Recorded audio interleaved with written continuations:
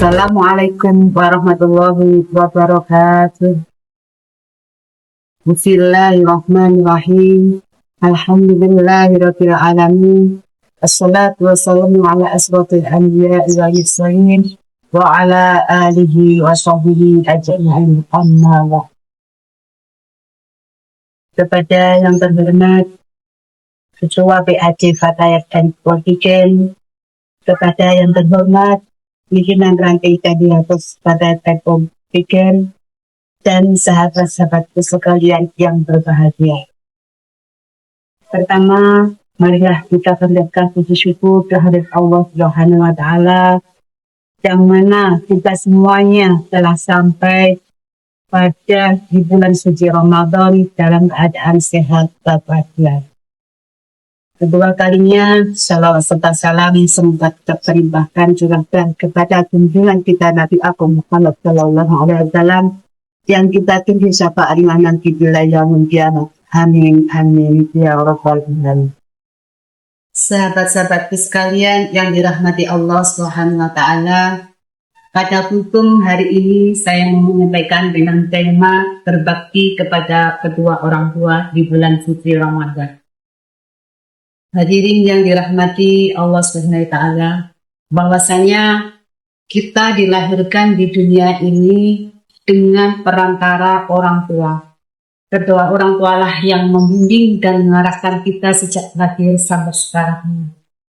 Dan kita diperintahkan oleh Allah untuk berbuat baik kepada beliau. Yang mana di dalam Al-Quran surat An-Nisa ayat 36 dijelaskan, A'udzu billahi minasyaitonir rajim. Bismillahirrahmanirrahim. Wa'budullaha wa la tusyriku bihi syai'an wa bil walidaini ihsana. Yang artinya, dan sembahlah Allah dan janganlah kamu mempersekutukannya dengan sesuatu apapun, dan berbuat baiklah kepada kedua orang tua. Di sini sudah dijelaskan bahwa kita sebagai anak harus berbakti kepada kedua orang tua.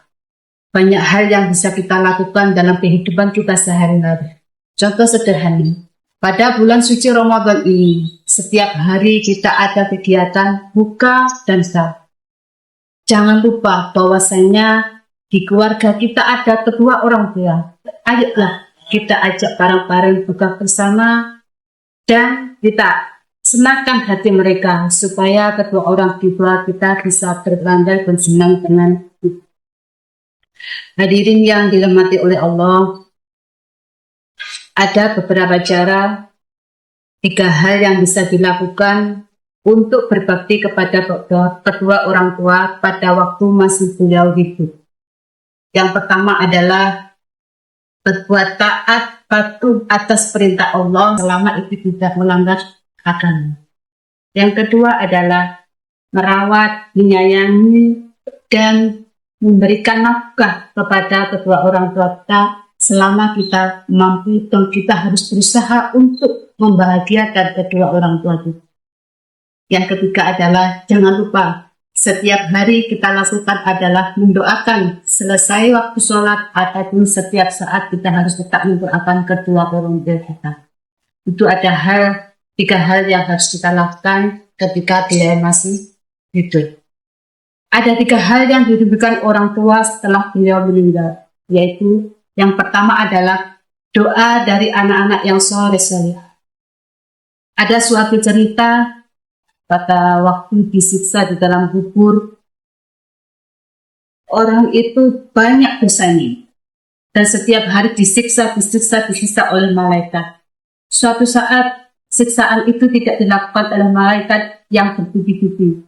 Justru semakin lama semakin ringan, sampai orang itu merasa heran, bertanya kepada malaikat, "Wahai malaikat, kenapa kok saya tidak disiksa separah yang dulu? Siksaan saya kok semakin ringan, kenapa malaikat?" Malaikat menjawab, "Wahai manusia, Bagaimana mungkin aku menyiksamu dengan keras? Bagaimana mungkin aku menyiksamu dengan pedih? Bahwasanya anakmu yang ada di dunia sana masih selalu mendoakanmu dan selalu memintakan permohonan maaf untukmu. Dari situ kita sebagai anaknya harus tetap mendoakan setiap waktu, setiap saat kepada kedua orang. Hal yang dirindukannya kedua adalah kebaikan yang dilakukan oleh kedua orang tua kita. Jadi, apapun yang pernah dilakukan kebaikan di dunia, orang tua kita, ayo mari kita lanjutkan perbuatan yang baik itu. Agar apa? Dari perbuatan baik itu, nilai-nilai sedekahnya, nilai-nilai kebaikannya akan mengalir kepada kedua orang tua kita dan akan meringankan bebannya di siksa kuburnya. Yang ketiga adalah orang tua merindukan sedekah jariah dari anak-anak soleh. Dengan sedekah jariah itu, orang tua merasa senang, orang tua merasa tenang, dan di dalam kuburnya akan diringankan siksa kubur, sehingga akan menolong dari siksa kubur yang amat.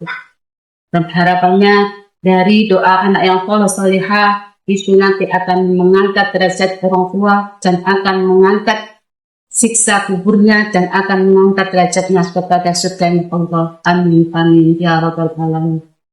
Sahabat-sahabatku yang dirahmati oleh Allah, demikianlah tadi yang dapat saya sampaikan. Semoga ada manfaatnya dan gunanya khususnya bagi saya pribadi dan ilmunya buat sahabat-sahabat semuanya. Saya akhiri dari Fatih Hidayah. Assalamualaikum warahmatullahi wabarakatuh.